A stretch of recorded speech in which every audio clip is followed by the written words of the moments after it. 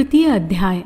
सूत जी बोले, भगवान कल्कि को गुरुकुल वास के लिए जाते हुए देखकर महेंद्र पर्वत निवासी परशुराम उन्हें अपने आश्रम में ले गए। वहाँ पहुंचकर परशुराम ने उनसे कहा, मैं भृगु वंश में उत्पन्न महर्षि जमदग्नि का पुत्र, वेद वेदाग के तत्व की जानने वाला, धनुर्वेद विद्या विशारद परशुराम हूँ। मैंने इस पृथ्वी को क्षत्रिय विहीन करके ब्राह्मणों को दक्षिणा स्वरूप दे डाली थी। अब तुम मुझे धर्मपूर्वक गुरु मानो, मैं तुमको शिक्षा दूंगा। हे द्विजात्मज, मैं इस महेंद्र पर्वत पर तपस्या करने के लिए आया हूँ। तुम यहाँ अपना वेदाध्ययन करो, अन्यथा जो भी कोई शास्त्र पढ़ना चाहो उसे पढ़ो। यह सुनकर भगवान कल्कि ने आनंद से गदगद होकर परशुराम को प्रणाम किया और फिर वेदाध्ययन करने लगे। जब भगवान कल्कि 64 कलाएं और संपूर्ण धनुर्वेद का ज्ञान प्राप्त कर चुके, तब उन्होंने हाथ जोड़कर परशुराम से कहा, हे विभो, जिस दक्षिणा से देने से मुझे सर्वसिद्धि की प्राप्ति होगी और जिस दक्षिणा की प्राप्ति से आप संतुष्ट हो सकेंगे, वह दक्षिणा मुझे बताने की कृपा कीजिए।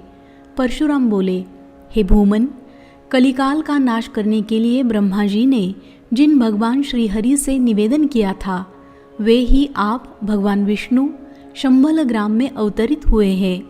आप मुझसे विद्या, भगवान शंकर से शस्त्र, वेद मंत्र शुक तथा सिंहल देश से अपनी पत्नी पद्मा को प्राप्त करके भूमंडल पर धर्म की स्थापना करेंगे। फिर दिग्विजय द्वारा धर्मविहीन और कलिप्रिय राजाओं और बौद्धों का संहार कर मरु और देवापी को प्रतिष्ठित करोगे।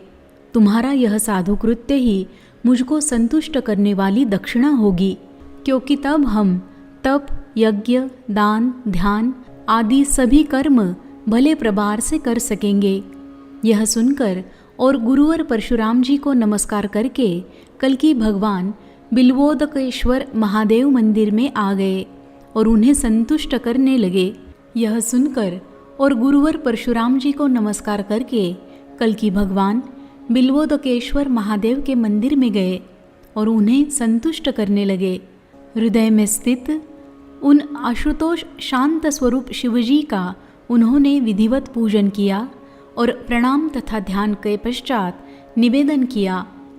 कल्कि जी ने कहा, हे गौरीपते, हे विश्वेश्वर, हे शरणागत वत्सल, हे सर्वभूताश्रय, हे वासुकी नाग का कंठभूषण धारण करने वाले प्रभो, हे त्रिनेत्र, हे पंचवदन, हे पुराण पुरुष, हे सघन श्रीनंद दक्ष आदिदेव, आपको नमस्कार है। हे योगाधीश्वर, आप कामदेव का नाश करने वाले, कराल दशन गंग तरंग से समुज्ज्वल मूर्ध्वा वाले, जटाजूट टोपयुक्त परिक्षिप्त भाव वाले महाकाल है। हे चंद्रभाल, आपको नमस्कार है। हे प्रभो, आप भूत वेताग्नि के सहित स्मशान में निवास करते हैं। आप अपनी भयानक भुजाओं में विभिन्न प्रकार के शस्त्रास्त्र धारण करते हैं। प्रलय काल में यह समस्त विश्व आपकी ही क्रोधानल में भस्मीभूत हो जाता है। प्रलय काल में यह समस्त विश्व आपकी ही क्रोधानल में भस्मीभूत हो जाता है। आप ही भूतादि तन्मात्रा रूप पंचभूत एवं काल कर्म स्वाभिनुसार सृष्टि रचना करते और अंत में प्रलय करके जीवत्व को प्राप्त होकर ब्रह्मानंद में रमण करते हैं। ऐसे आपको मेरा नमस्कार है। आप ही सुरात्मा विश्व के पालनार्थ विष्णु स्वरूप लेकर धर्म सेतु स्वरूप साधुओं की रक्षा करते हैं। आप ही शब्दादि अवयवों के द्वारा सगुण रूप ब्रह्मा जी के अंश रूप होते हैं। ऐसे आप परमेश्वर को नमस्कार है। आपकी आज्ञा से वायु बहता, अग्नि प्रज्वलित होता, सूर्य प्रकाशित होता और तारांगण के सहित चंद्रमा उदित होता है। ऐसे आपकी मैं शरण लेता हूँ, जिनकी आज्ञा से पृथ्वी विश्व को धारण किए है और मेघ समय पर वर्षा करते हैं तथा जो सब लोगों का भरण करने वाले हैं। ऐसे आप ईशान एवं विश्वरूप भगवान शंकर को नमस्कार करता हूँ। भगवान कल्कि का स्तोत्र सुनकर सर्वात्मा भगवान शंकर पार्वती सहित साक्षात रूप में प्रकट हुए। उन्होंने आनंदित होकर भगवान कल्की के देह पर स्पर्श करते हुए और मुस्कुराते हुए कहा, हे श्रेष्ठ, अपना इच्छित वर मांगो। तुम्हारे द्वारा रचित इस स्तोत्र का भूमंडल में जो भी कोई पठन करेगा उसकी इहलौकिक और पारलौकिक सभी कामनाएं पूर्ण होगी। इस स्तोत्र के पढ़ने सुनने से विद्यार्थी को विद्या, धर्मार्थी को धर्म और अन्य कामना वाले को उसी कामना की प्राप्ति होगी। हे कल्की, मैं तुम्हें यह शीघ्रगामी अनेक रूपधारी गरुड़ अश्वयुक्त सर्वज्ञ शुक प्रदान करता हूँ, इसे ग्रहण करो।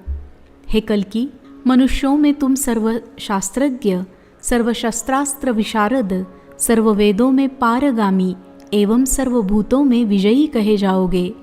यह रत्नसरु नामक महाकराल अत्यंत चमकती हुई, अत्यंत भारी और पृथ्वी के भार को संभालने वाली तलवार ग्रहण करो। भगवान महेश्वर के वचन सुनकर कल्की ने उन्हें प्रणाम किया और अश्व पर आरूढ़ होकर द्रुत गति से शंभलग्राम में जा पहुँचे। वहाँ पहुँचकर उन्होंने अपने पिता, माता, भ्राता आदि को विधिवत नमस्कार कर परशुराम जी के कहे हुए सब वचन उन्हें सुनाए। फिर शिवजी द्वारा प्राप्त हुए वरदान की चर्चा की और अपने जाति वालों के मध्य स्थित होकर प्रसन्न हृदय से श्रेष्ठ कथा कहने लगे। उनके द्वारा वर्णित कथा सुनकर गार्ग्य, भर्ग्य और विशाल आदि अत्यंत प्रसन्न हुए। कथा शंभल ग्राम में परस्पर कही जाती हुई अधिक प्रचारित हो गई। शंभल ग्राम के लोगों से ही यह चर्चा विशाख युपराज ने सुनी और उन्होंने जान लिया कि भगवान कल्की ने कली का निग्रह करने के लिए पृथ्वी पर अवतार ले लिया है। उसकी माहिष्यमती नगरी में यज्ञ, दान, तपस्या और व्रतादि करने वाले सभी ब्राह्मण, क्षत्रिय, वैश्य और शूद्र भगवान के प्रीति पात्र हुए। रमापति भगवान ने अवतार लेने पर भी सभी वर्ण अपने अपने धर्म में तत्पर हुए तथा राजा भी प्रजापालक, पवित्र मन वाला, धार्मिक हुआ। उस नगरी के निवासियों को धर्म में तत्पर देखकर लोभ, असत्य और अधर्म के वंशज भय से दुखित होकर वहां से पलायन कर गए।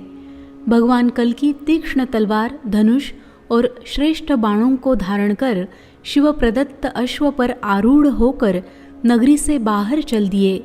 सज्जनों से स्नेह करने वाले विशाखयूप नरेश शंभल ग्राम में अवतरित भगवान के दर्शनार्थ उपस्थित हुए।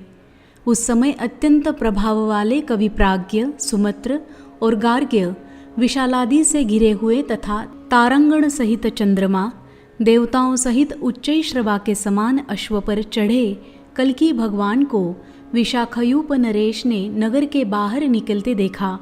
कल्की भगवान को देखते ही रोमांचित हुए राजा पूर्ण वैष्णवत्व को प्राप्त हो गया। राजा से वार्तालाप करते हुए भगवान कल्की ने ब्राह्मण, क्षत्रिय, वैश्य तथा आश्रमादि के धर्मों का संक्षिप्त रूप से वर्णन किया। कल्की बोले, हमारे जो अंश कली से प्राप्त पाप के द्वारा भ्रष्ट हो गए थे वे हमारे अवतरित होने पर धर्म मार्ग पर आ गए हैं। हे राजन, तुम राजसूय या अश्वमेघ यज्ञ करते हुए मेरी आराधना करो। मैं ही परलोक हूँ, सनातन धर्म में ही हूँ। काल, स्वभाव और संस्कार सभी मेरे कर्म के अनुगत रहते हैं। मैं चंद्रवश और सूर्यवश में क्रमशः उत्पन्न देवापी और मरु नामक राजाओं को स्थापित करके तथा इस युग को सतयुग रूप करके सद्गति को प्राप्त होऊंगा। यह सुनकर विशाखयूप नरेश ने भगवान कल्की को प्रणाम किया और उनसे वैष्णव धर्म का प्रसंग कहने का अनुरोध किया। राजा की कामना सुनकर कलिकुल का नाश करने की इच्छा से भूमंडल पर अवतरित भगवान कल्की अपने परिजनों और अनुयायियों के हृदयों को आनंदित करने वाली मिष्ठ वाणी से साधु धर्म की व्याख्या करने लगे।